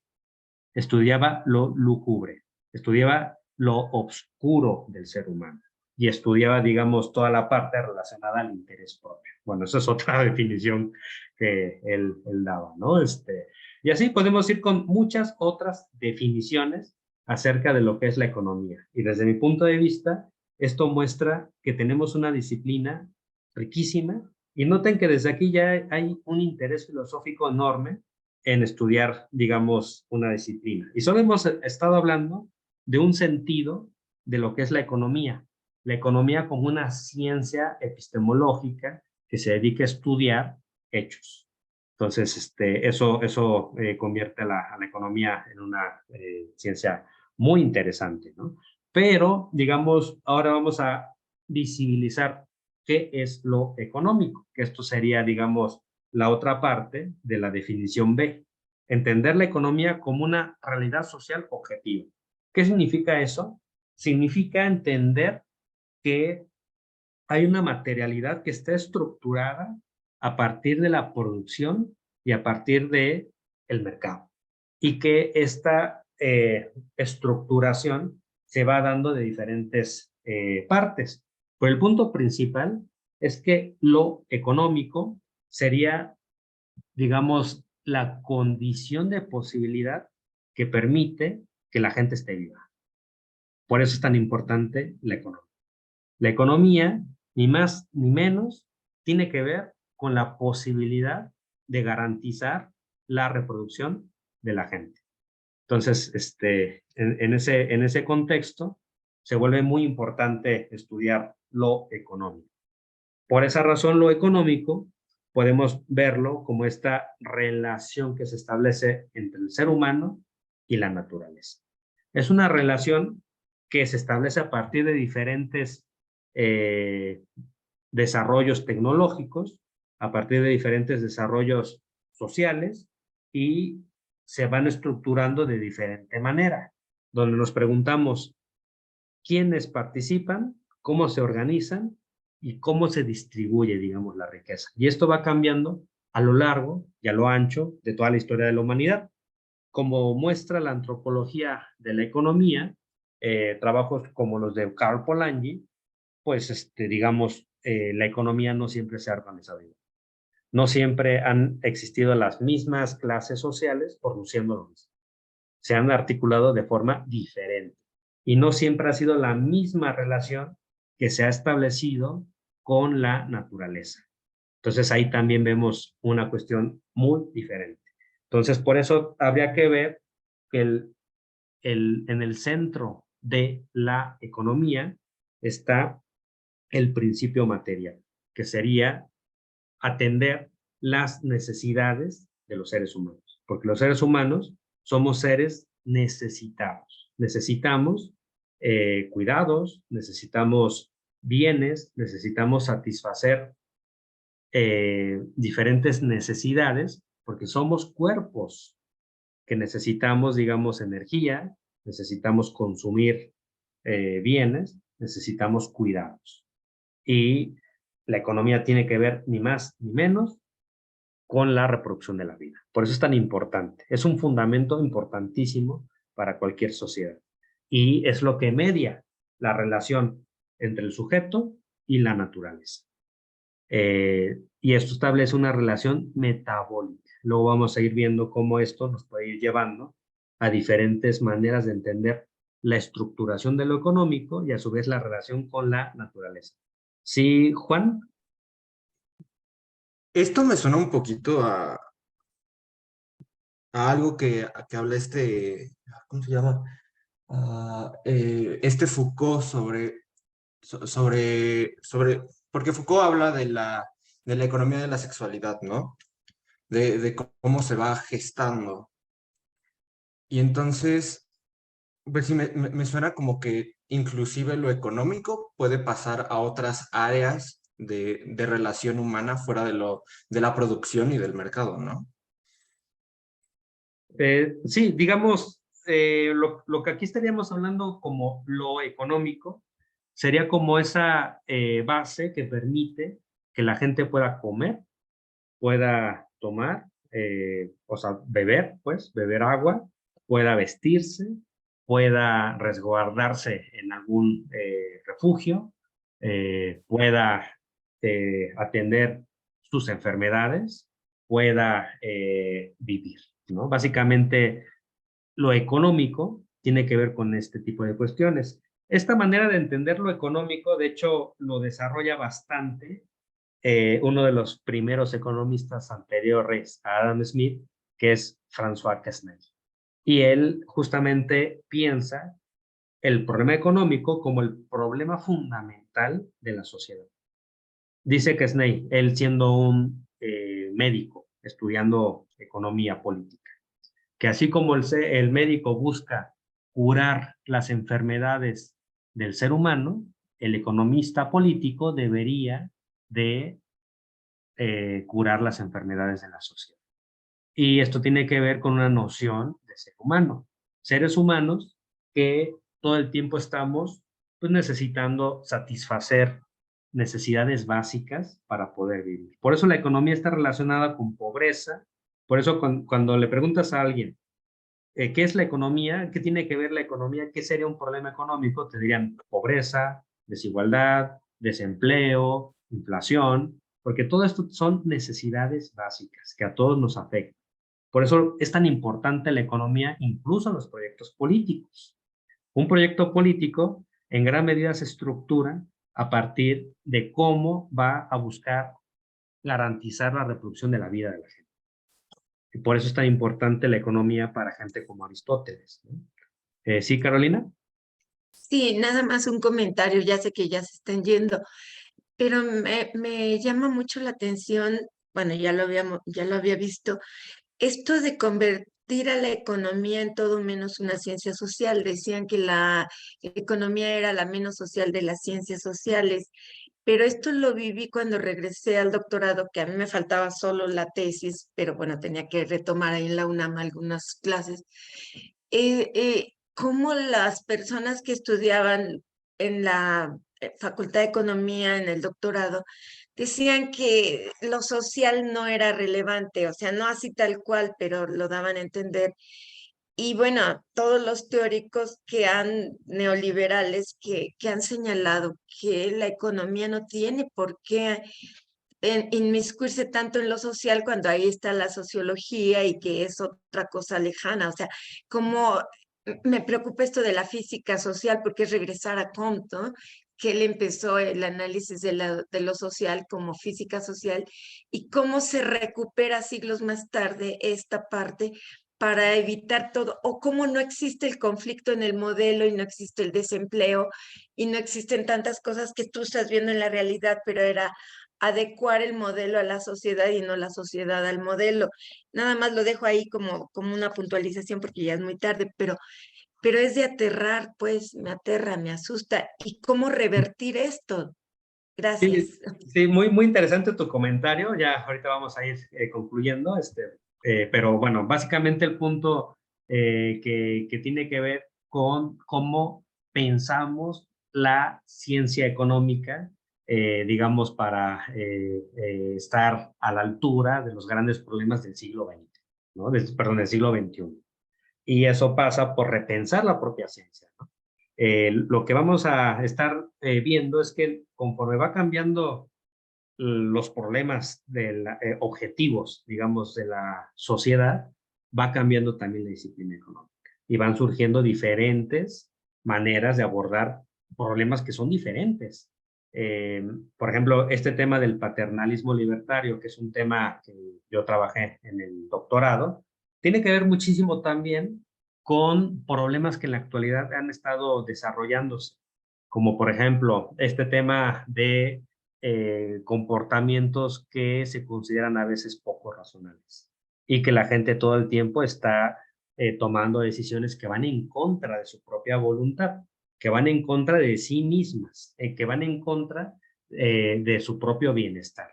Digamos, decisiones irracionales que se han exacerbado y que constantemente nos están llevando a problemas sociales de gran envergadura, ¿no? Por eso el tema del paternalismo es también de mucho interés filosófico, ¿no? Para los economistas, ¿no? Y bueno, ahí más adelante vamos a hablar sobre estos temas. La cuestión aquí que yo quiero transmitir es que la labor filosófica pasa por visibilizar los presupuestos filosóficos que están detrás de una ciencia económica como la neoclásica. Y esto tiene que ver con el positivismo. ¿Qué es el positivismo? ¿En qué medida ese positivismo tipo Augusto Comte nos ha llevado a tener una ciencia hipermatematizada, como la tenemos en la actualidad, y a pensar que es posible representar a las personas en sistemas de ecuaciones, como si las personas pudiéramos convertirnos en números, como si pudiéramos convertirnos en ecuaciones lineales, que podemos resolver mediante cálculo diferencial integral, ¿no? Entonces, digamos, esa conversión, esa cuantificación es problemática. Y por eso también me interesa mostrar que hacer filosofía de la economía no tiene por qué verse solo dentro de una tradición filosófica. Es decir, la filosofía analítica podría hacer planteamientos, pero me parece que aquí también la teoría crítica y la visión decolonial tienen mucho que decir en torno a una ciencia como la economía, que tiene que ver con este proceso de cuantificación, que es inherente a la ilustración. Entonces, por eso es importante tener la mente súper abierta para avanzar en diferentes temas, ¿no? Pensar la ciencia económica en el siglo XXI pasa también por retomar cómo otros pueblos han pensado sobre lo económico. Por eso, digamos, en el curso vamos a estar hablando acerca del buen vivir, acerca de qué es lo básico que necesitamos como sociedad para ser una sociedad que garantice la vida y que garantice además equilibrios ecológicos con el entorno. Entonces, todo eso lo vamos a estar pensando. Por esa razón, en este curso se diseñó que también pues vamos a estar analizando visiones no occidentales, ¿no? De lo que es la economía. Y de hecho es interesante porque si ustedes googlean, de hecho también eso me parece que lo podríamos ver, existe economía basada en principios taoístas o en principios budistas. Eso existe, ¿eh? También hay economía que piensa, por ejemplo, el papel de la banca desde, en el caso del Islam, desde sus propias orientaciones, ¿no? Existe la banca islámica, que lo que plantea es evitar caer en la usura, ¿no? Entonces, puede haber una banca no usurera. Ese es un tema interesante. Por eso vamos a estar analizando todas estas corrientes para poder pensar lo económico, ¿no? Entonces, bueno, básicamente aquí estamos viendo que la filosofía de la economía es una subdisciplina de la filosofía que se encarga de analizar diferentes tipos de problemas filosóficos de una ciencia y también de una realidad, de una objetividad. Entonces, no tendríamos que restringir la economía a solo un tipo de filosofía, a solo un tipo de preguntas y a solo una definición de economía. Tendríamos que ver, digamos, para que sea relevante la reflexión, pues ser capaces de pensarla completa. Y por otro lado, la labor filosófica aborda problemas, pero también busca visibilizar supuestos para debatirlos, para discutirlos, para reformularlos, para replantearlos. Por ejemplo, en el tema del positivismo, podemos visibilizar el positivismo que está en la teoría neoclásica, pero ¿con qué lo sustituimos? ¿Cuál sería la propuesta alternativa al positivismo? Eso sería, digamos, también una labor filosófica que se podría estar desarrollando. Ya vimos este tema de las definiciones. Voy a verla ahora. Bueno, ya prácticamente hemos terminado. Aquí solamente voy a comentar rápidamente algunas de las cosas que podríamos desarrollar la siguiente sesión, que tiene que ver con Pascal Imaki, que es un gran filósofo, que sobre todo en el texto que se planteó para la sesión de hoy, plantea cómo la reflexión filosófica se profesionalizó desde 1970 a la actualidad. Antes no existía una disciplina llamada filosofía de la economía. Digamos, antes había economistas pensando críticamente sobre su propia disciplina, pero no había una reflexión profesional. Ahora ya existe. Y, digamos, surge porque justo los problemas filosóficos son apremiantes. Vamos a elaborar un poco más esa idea en la siguiente sesión. Vamos a ver también que si nosotros tratamos de situar la economía en relación con otras ciencias sociales, lo que vamos a ver es que la economía es una ciencia que está a medio camino entre la sociología y la psicología. Por eso el tema de las decisiones siempre va a estar presente en la economía, en cualquier definición de economía. Siempre va a estar presente cómo la gente estructura sus decisiones para producir, para intercambiar, para distribuir, para rebelarse, para, digamos, todo tipo.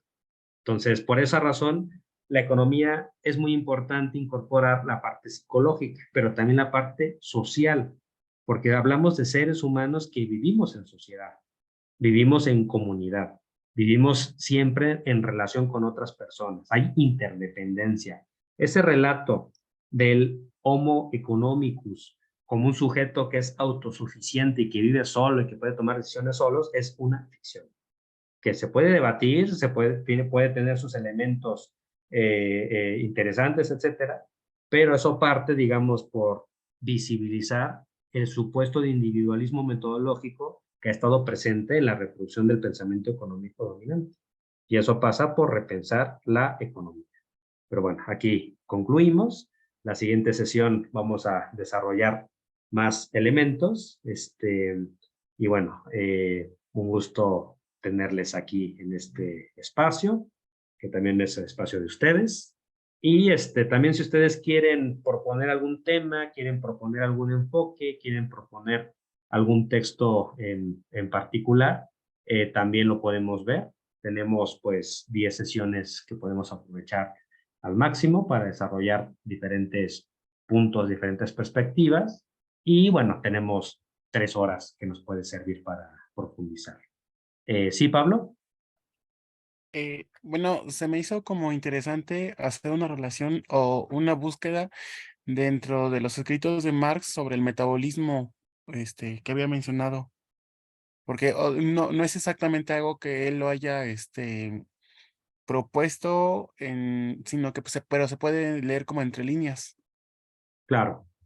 Sí, es un tema que se puede plantear. De hecho, la última parte del curso la estoy diseñando para profundizar en la relación de la economía y la ecología, que ya a estas alturas del calentamiento global, a estas alturas de procesos de degradación del medio ambiente y de procesos donde está generándose ya afectaciones de tal manera que ya tenemos refugiados por causas ambientales en el mundo, que tienen que abandonar islas que se están inundando o dejar pueblos que se pueden desmoronar, o lugares donde ya la contaminación ha sido tan potente que ya la comida en un sitio está envenenada.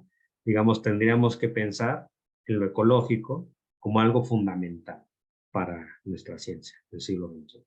Entonces, eso lo vamos a ver. El tema del metabolismo va a ser parte de una relación con la naturaleza que tenemos que pensar. ¿Cuál ha sido esa relación metabólica en el capitalismo y cuál ha sido esa relación metabólica en otros sistemas?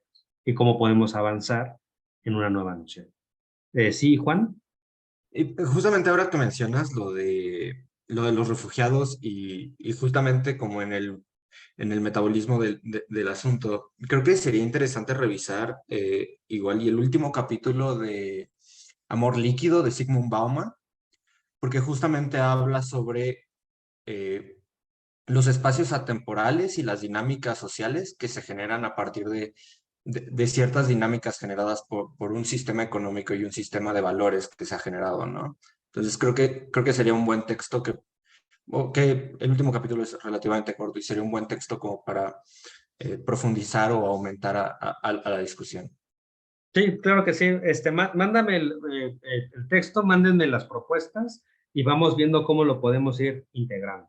Que básicamente el objetivo también de este curso es desarrollar esta capacidad de argumentación filosófica de los diferentes temas, ¿no? Por eso hacemos filosofía. La filosofía es una actividad argumental, argumentativa. Entonces, eso es algo que necesitamos desarrollar. Y en un sentido plural, no en un sentido dogmático, sino en un sentido abierto. Bueno, pues si nada más tiene una sugerencia, bueno, un comentario, si quieren ya paramos aquí. Nos vemos entonces ese texto de Georgescu, ¿me lo puedes pasar, Abril? Y bueno, vamos viendo cómo articulamos una reflexión filosófica sobre la economía, ¿no? Entendida como una ciencia y como una objetividad completa. Bueno, nos vemos. Que tengan excelente fin de semana.